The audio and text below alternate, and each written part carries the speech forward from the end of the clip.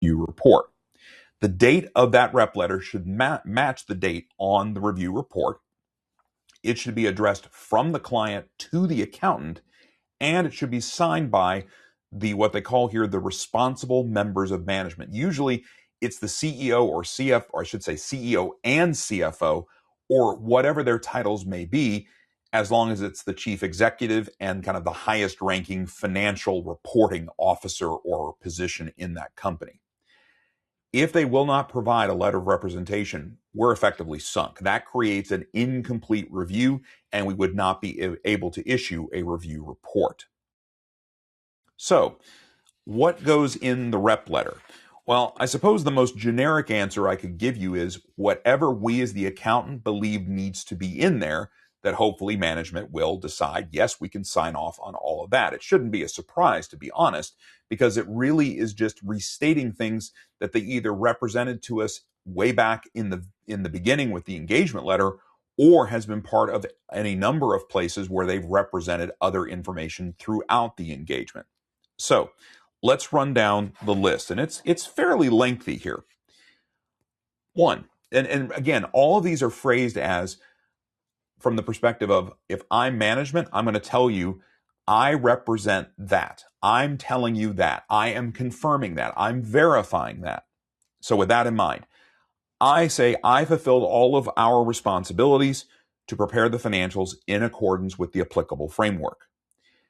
I acknowledge it's my job to come up with the design, the implementation, and the maintenance of internal control. Back when we did the engagement letter, I promised I would give you access to all relevant information and personnel. I did. I promised to answer all questions fully and truthfully. I have. I promised that all transactions that did occur are reflected in the financials. They are. If I'm aware of any fraud that could have a material effect, I've disclosed it.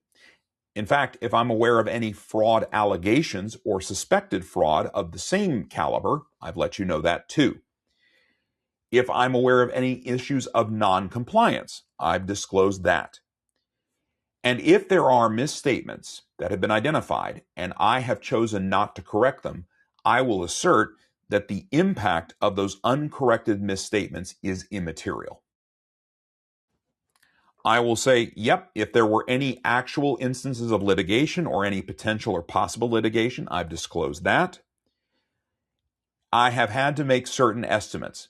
Those estimates had to pull in some significant assumptions. So I should assert that, yes, I believe those assumptions are reasonable for making those estimates.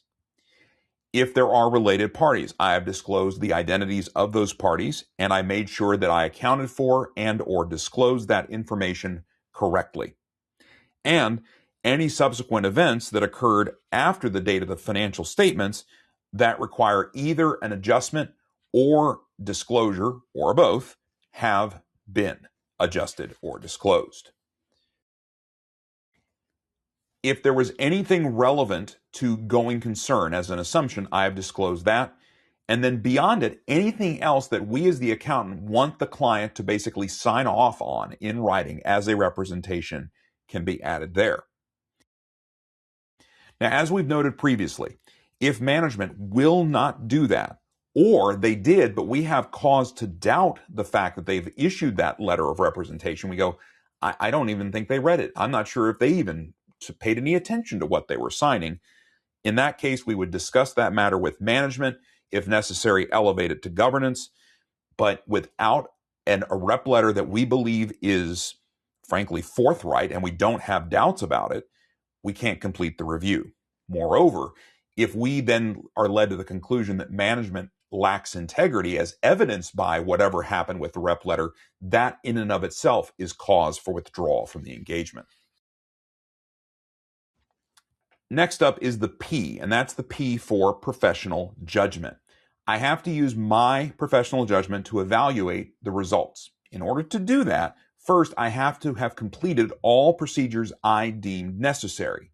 If we weren't able to, that's an incomplete review and we can't issue the report. We also have to think about, would that be enough to prevent us from even issuing a compilation report under those circumstances? It's also important that the engagement documentation proves I've kind of crossed all the T's and dotted all the I's leading to my review conclusion. So I want to make sure that my documentation is supportive, sufficiently so, for the representation that we said we performed a review engagement in accordance with SARS.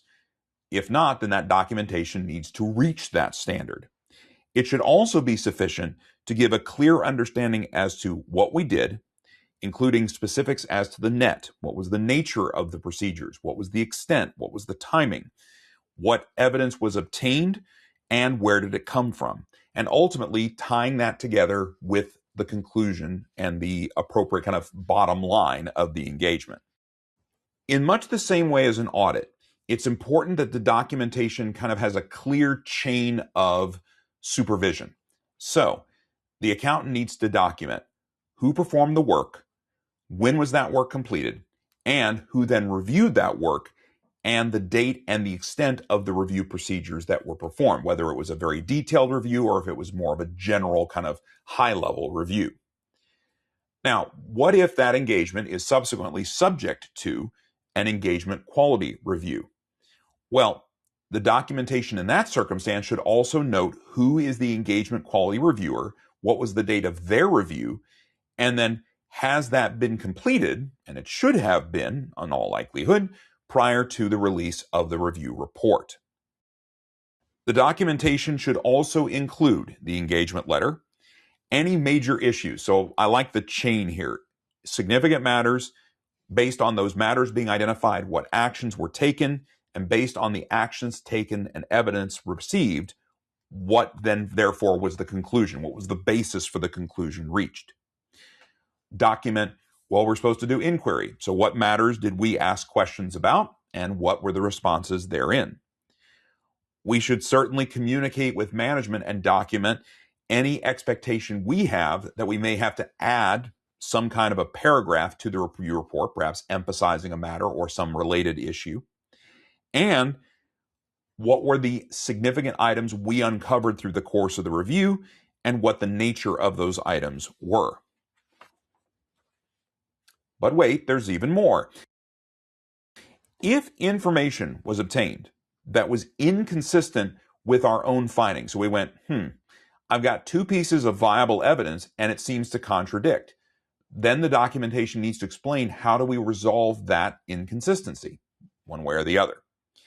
If there were other accountants that we communicated with who audited or reviewed a significant component, any such communication should be included in the work papers. Obviously, what is considered the last piece of evidence on such an engagement, the rep letter, would be there, as would a copy of the financials and a copy of our review report. Which brings us to the final letter in the mnemonic. That's the A.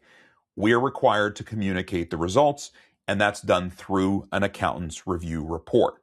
Here's what it should include. It should have an appropriate title that needs to have the word independence, because independent is required for review engagements. The addressee should be what's appropriate for that particular engagement. And then there should be an introductory paragraph, which does the basic stuff that is not that different than an audit.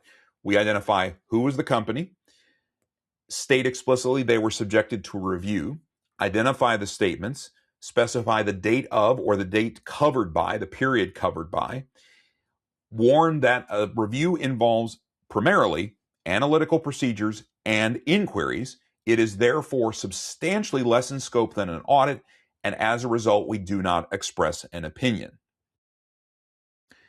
Then we have the management responsibility paragraph, which largely is going to echo what we put in the audit version of this report.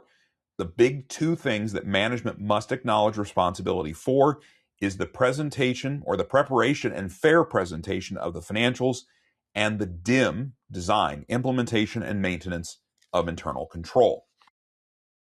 Next would be our responsibility paragraph. That includes, we had to follow SARS to conduct the review, that SARS requires us to perform procedures, but to obtain limited assurance. And we even go on to say, limited assurance basically means giving us a basis to say if we were aware of any material modifications. That's why a clean, quote unquote, review says, well, nothing came to our attention that. It's a negative statement. We should explicitly put in the report that we believe the results of our procedures did give us a reasonable basis for the conclusion in the report, and that we are required to be independent of the client entity. Then there should be a conclusion paragraph. That's where we provide the limited assurance, either indicating no material modifications were deemed necessary, or if we have to modify our report due to some issue, then we should also include a paragraph that describes it. Think of it as the description when we have to change our audit opinion and we provide a basis for opinion paragraph. Then it follows a similar signature as most reports do. It should have the signature of the accountant or the accounting firm, the location, typically city and state, and the date of the report. It's also appropriate that each page of those statements to be marked "See Independent Accountant's Review Report." All right, now you've got the complete picture of the requirements for review engagements under SARS. We still have plenty more content to cover related to reviews though, so we'll start working on that in the next video.